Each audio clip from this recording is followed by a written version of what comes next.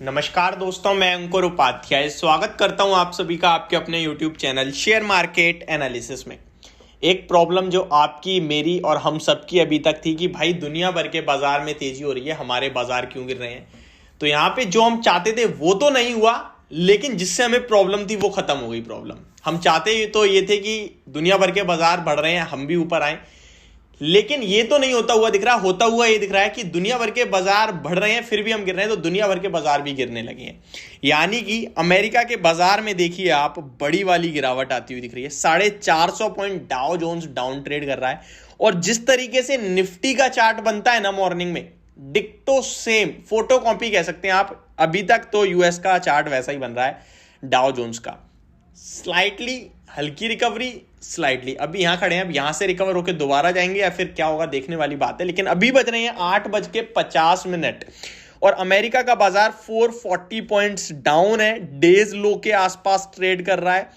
US market की बात करूं तो 32,927 के लेवल्स पे इस समय अमेरिका के बाजार ट्रेड करते हुए दिख रहे हैं। डाउ जोन्स की बात करें तो ग्लोबल मार्केट्स का भी थोड़ा सा आउटलुक ले लें तो निक्केई फ्लैट टू पॉजिटिव, संघाई आधे % गिरकर दिखता है, कॉस्पी में 1% की तेजी दिख रही है।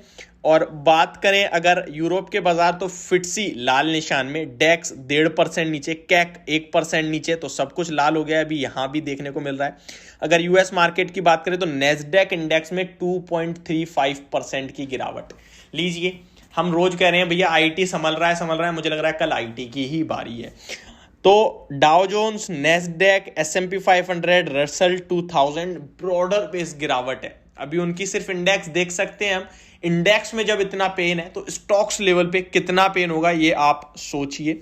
बाकी मार्केट जो इस समय दिख रही है वो खराब ही दिख रही है पूरी तरीके से, डेज लो के आसपास। एप्पल का शेयर उनका करीब 2.5% नीचे है, नाइक का शेयर फ्लैट है, स्टारबक्स लगभग 1.5% नीचे दिख रहा है। तो बड़े बड़े स्टॉक्स कहीं ना कहीं गिरते हुए दिख रहे हैं आज के सेशन में आपको।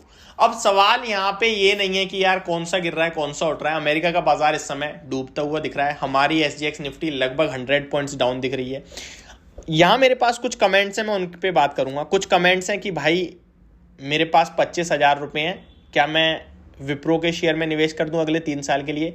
आपका व्यू बहुत अच्छा है, बट आपके ना थोड़ा माइंड थोड़ा गलत जा रहा है। आप एक शेयर में सारा पैसा लगाने की बात कर रहे हैं, चाहे 25,000 हो, 5,000 हो, 10,000 हो, ये मैटर नहीं करता अमाउंट कम है अमाउंट ज्यादा है। मैटर ये करता है एलोकेशन है या नहीं है। एलोकेशन होना बहुत जरूरी है। 25,000 में भी मैं आपसे कहूंगा कम से कम कुछ नहीं तो 5 स्टॉक बाय करो। हालांकि मेरा व्यू ये रहता है कि एक पोर्टफोलियो में 20 स्टॉक्स होने चाहिए, इससे ज्यादा भी नहीं होने चाहिए। मींस कि मैं मान के चलता हूं अगर आप पोर्टफोलियो क्रिएट कर रहे हैं तो लगभग आपको मिनिमम जो मैं लेके चलता हूं वो 1 लाख लेके चलता हूं, यानी कि हर स्टॉक में मिनिमम 5,000 रुपए का आपका निवेश होना चाहिए। अगर स्टॉक आपके खरीद से अराउंड 8% से ज्यादा डाउन हो जाता है तो उसमें 2% और ऐड करना चाहिए आपको। समझ रहे हो बात को? 2% और उसके बाद हमें वेट करना है। फिर अगर और 10% गिरता है तो थोड़ा और ऐड करें। किसी भी एक स्टॉक में मान लो 1 लाख की आपकी पोर्टफोलियो, आपका कन्विक्शन हद से ज्यादा है किसी स्टॉक में, और आप क्या कर रहे हो यार, सीधे 30,000, 40,000, 50,000 लगा रहे हो। जल्दी पैसा बनाने के चक्कर में ये गलत है। अगर आप इन्वेस्ट कर रहे हो तो जल्दी वर्ड आना ही नहीं चाहिए। इन्वेस्ट कर रहे हो तो जल्दी वर्ड आना ही नहीं चाहिए। और जब जल्दी वर्ड आ नहीं रहा तो फिर आप किसी भी एक स्टॉक को लेकर इतने ज्यादा कन्विक्शन कैसे शो कर सकते हो। मैक्सिमम अगर आप किसी में ज्यादा कन्विक्शन है तो 7% का निवेश कर दो, इससे ज्यादा नहीं। मेरा यह मानना है कि एवरेज कर करके आप अपनी पोर्टफोलियो का किसी स्टॉक को 10% तक ले जाओ, उससे ज्यादा नहीं जाना चाहिए। अब ऐसा तो हो नहीं सकता आपने 20 स्टॉक खरीदे, 20 के 20 ही भाई क्रैश हो गए हैं, आप पूरी पोर्टफोलियो ही खत्म हो रही है। ऐसा हो नहीं सकता कि हर स्टॉक में अब 10% करने के लिए मुझे 1 लाख रुपए और लाना पड़ेगा, या फिर जितना मेरा कैपिटल था उतना और लाना पड़ेगा। कोई स्टॉक बुरी तरह पिटता है, कोई वहीं खड़ा रहता है, तो कोई थोड़ा बहुत गिरता है। जो थोड़ा बहुत गिरता है उससे मतलब मत रखो। यहाँ लोग उल्टा काम कर देते हैं, थोड़ा गिरा उसे ही बेच देंगे, ले भाई तू जा, तेरे में कम लॉस हो रहा है, जिसमें ज्यादा लॉस है वो खरीद लेता हूँ।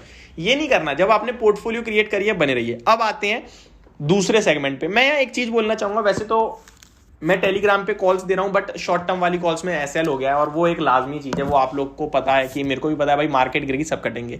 लॉन्ग टर्म वाले में प्रॉफिट आ गया है। अब यहां पे फिर भी देखिए इतना मार्केट क्रैश हुआ है। मेरे टेलीग्राम को दूसरा हफ्ता चल रहा है, अभी संडे को 2 हफ्ते हो जाएंगे। इसके बावजूद हमने लगभग, हमारा जो रेशो वो आई थिंक 50-50 मानूंगा मैं, ठीक है, इतनी खराब बाजार में भी हमने लॉन्ग साइड पे पैसा बनाया है, ये मैं अच्छी बात है। अगर आपको नहीं पता जो टेलीग्राम पे, तो देखिए बेस्ट एग्रो में हमने 7-8% बनाया, चेन्नई पेट्रो में बढ़िया बनाया, इन्फोसिस इंडसइंड बैंक में बढ़िया बनाया, कटा कहाँ, गुजरात गैस, IEH होटल और आपका एक आध और है मेरे हिसाब से, तो वहाँ हमारे एसएल कटे हैं। अभी एक कॉल मैंने और डाली है, वो अभी तो प्रॉफिट में, बट मार्केट जिस हिसाब से दिख रही है। बट अच्छी बात ये है कि फार्मा स्टॉक लेके गए हैं हम यहाँ से, तो मुझे लगता है लुपिन लेके गए हैं हम, मुझे लगता है वहाँ पे प्रॉफिट आ जाना चाहिए। बाकी देखते हैं, अभी तो जो ले रहे हैं वही गलत जा रहा है। नेशनल एल्यूमिनियम, इसमें भी एसएल कट गया, तो जो भी ट्रेड का व्यू बन रहा था इसमें एसएल ही कटा है। तो यहाँ पे मैं इस गिरते बाजार में आपके लिए 3 पोर्टफोलियो क्रिएट करूंगा, यानी कि प्रॉपर एलोकेशन, कौन सा स्टॉक खरीदना है, कितना एलोकेट करना है, कितना, मैं परसेंटेज लिखूंगा, कैपिटल नहीं, मुझे नहीं पता आपके पास 10,000 है, 50,000 है, 1 लाख है, कैपिटल आप देख लो, परसेंटेज लिखूंगा, उतना परसेंट लगाना। टाइम फ्रेम 3 महीने, 6 महीने, 1 साल, जो भी होगा वो आपके साथ शेयर करूंगा, 1 साल से ज्यादा का टाइम फ्रेम नहीं करूंगा, ठीक है। तो ये मैं आपके साथ करने वाला हूं, 3 तरीके की पोर्टफोलियो लाऊंगा, आपके ऊपर डिपेंड करता है आप किस पे ट्रस्ट करते हो। बस खरीद लेना और चुपचाप आराम से बैठना, ठीक है, किसी को मत बताना मैंने क्या खरीद लिया, बस खरीद के बैठ जाओ, समय के साथ रुकना, समय के साथ प्रॉफिट बनाओगे, ठीक।